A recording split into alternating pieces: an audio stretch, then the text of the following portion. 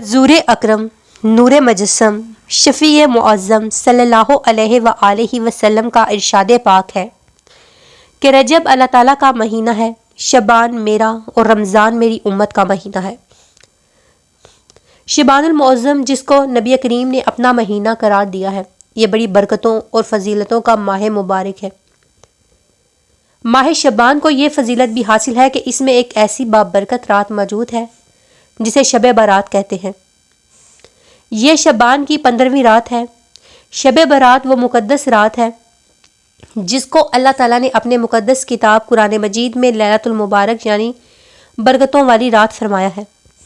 इस मुबारक रात के इसके अलावा नाम ये हैं लैलतुल बरात यानी दोज़ख से बरी होने की रात, लैलतुल रहमत यानी अल्लाह ताला की खास रहमत की रात, और लैलतुल असक यानी दस्तावेज़ात की रात भी कहा जाता है।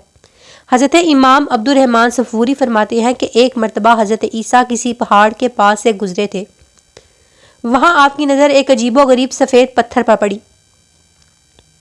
आप हैरत से उसे देखने लगे कि ऐन इस मौका पर अल्लाह ताला ने वही नाज़िल फरमाई और इरशाद फरमाया, ए ईसा अलैहिस्सलाम, क्या इससे ज़्यादा अजीब तर चीज़ तुम पर ज़ाहिर ना करूं? अर्ज़ किया, हाँ ज़रूर। चुनाचे वह सफ़ेद पत्थर फट गया और इसमें से एक इबादत गुजार बुजुर्ग हाथ में असा लिए हाजिर हुए। हज़रत ईसा ने इस बुजुर्ग से पूछा, तुम इस पत्थर में कितने साल से इबादत में मसरूफ़ हो? बुजुर्ग कहने लगे, 400 बरस से। यह सुनकर हज़रत ईसा ने अल्लाह ताला की मुकद्दस बारगाह में अर्ज़ की, ए अल्लाह, मेरा ये गुमान है कि इस बंदे से ज़्यादा इबादतगार बंदा कोई दूसरा नहीं।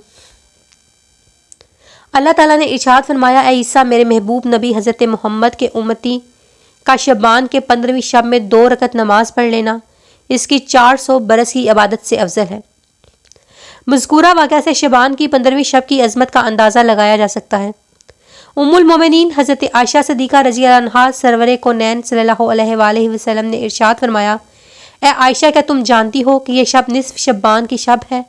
अल्लाह ताला बनी कलब की बकरियों के बालों के बराबर गुनाहगारों को दोज़ख से आज़ाद फरमाता है, सिवाय उन 6 अफराद के, शराब का आदी, नंबर 2 वालिदैन का नाफरमान, नंबर 3 ज़ना करने वाला, नंबर 4 का तातल्लुक़ करने वाला, नंबर 5 फितनाबाज, नंबर 6 चुगलखोर।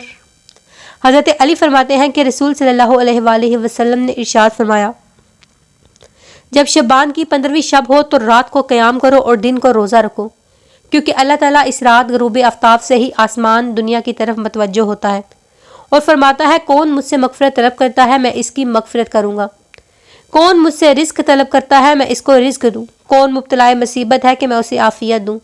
इस तरह सुबह तक इरशाद होता रहता है। हज़रत अबू हुरैरा से रवायत है कि नबी करीम ने फरमाया कि शबान की 15वीं रात हज़रत जिब्राईल अलैहिस्सलाम मेरे पास आए और कहा कि ये ऐसी रात है कि मैं अल्लाह ताला की रहमत के 300 दरवाजे खोलता हूँ और ईमान वालों को बख्शिश फरमा देता है, सिवाय मुशरिक, काहन, जानी और जादूगर के, वो जब तक अपने गुनाहों से सच्ची तौबा ना करें। फिर नबी ने बहशत के दरवाज़ों को खुला हुआ पाया और ये देखा कि पहले दरवाजे से फरिश्ता निदा कर रहा है कि इस रात रजू करने वाले के लिए खुशखबरी है। दूसरे दरवाजे का फरिश्ता आवाज़ देता है कि इस रात सजदा करने वालों के लिए खुशखबरी है। तीसरे दरवाजे वाला पुकारता है कि इस रात में दुआ करने वालों के लिए खुशखबरी है।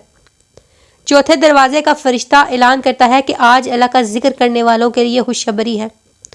5वें दरवाजे का फरिश्ता कहता है कि अल्लाह के खौफ से रोने वालों के लिए खुशखबरी है।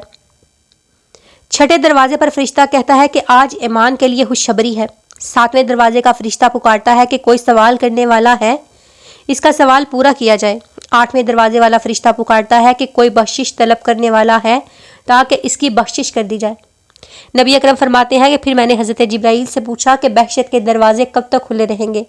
तो हज़रत जिब्राईल ने कहा कि रात शुरू होने से सुबह होने तक खुले रहेंगे। फिर हज़रत जिब्राईल ने कहा कि अल्लाह ताला इस रात में आपकी उम्मत से बनु कलाब की बकरियों के बालों के बराबर गुनाहगारों को दोज़ख के अज़ाब से निजात देता है। ये रात शब बरात के नाम से मसूम है और इस रात रहमत इलाही का अहल दुनिया पर नज़ूल होता है। अल्लाह के बंदे इस रात में रहमतें लूटते हैं और अल्लाह ताला लूटने वालों को इतना नवाज देता है जो इंसानी हौसलों की वसत से भी कहीं ज़्यादा होता है। आलम मलकूत से रहमत के फरिश्ते इस शब को दुनिया में नाजिल होते हैं, इबादत गुज़ारों को तलाश करते हैं और इनसे मुलाकात फरमाते हैं। اس شب پوری کائنات بارگاہ خداوند میں سجدہ ریز ہوتی ہے۔ رسول اکرم نے ارشاد فرمایا شعبان بہت ہی برگزیدہ مہینہ ہے اور اس ماہ مبارک کی عبادت کا ہے بے حد ثواب اللہ تعالیٰ عطا فرماتا ہے۔ آپ نے ارشاد فرمایا کہ ماہ شعبان المعظم میں جو کوئی 3000 مرتبہ درود پاک پڑھ کر مجھے بخشے گا بروز قیامت اس کی شفاعت کرنی مجھ پر واجب ہو جائے گی۔ شعبان کے فضائل کے بارے میں منقول ہے کہ جو کوئی شعبان کی 14 تاریخ کے بعد نماز اثر آفتاب غروب ہونے کے وقت باوضو 40 مرتبہ یہ کلمات پڑھے لا حول ولا قوت الا باللہ العلی العظیم، اللہ تعالیٰ اس دعا کے پڑھنے والے کے 40 سال کے گناہ معاف فرما دے گا۔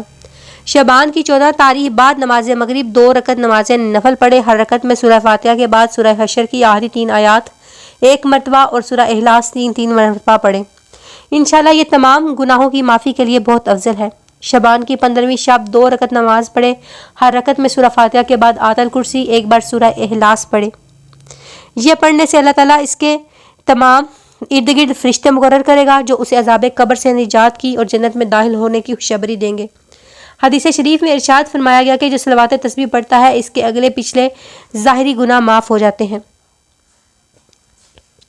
اللہ تعالیٰ اس کے ہر طرح کے گناہ معاف کر کے اسے اب قبر کے عذاب سے محفوظ رکھتا ہے۔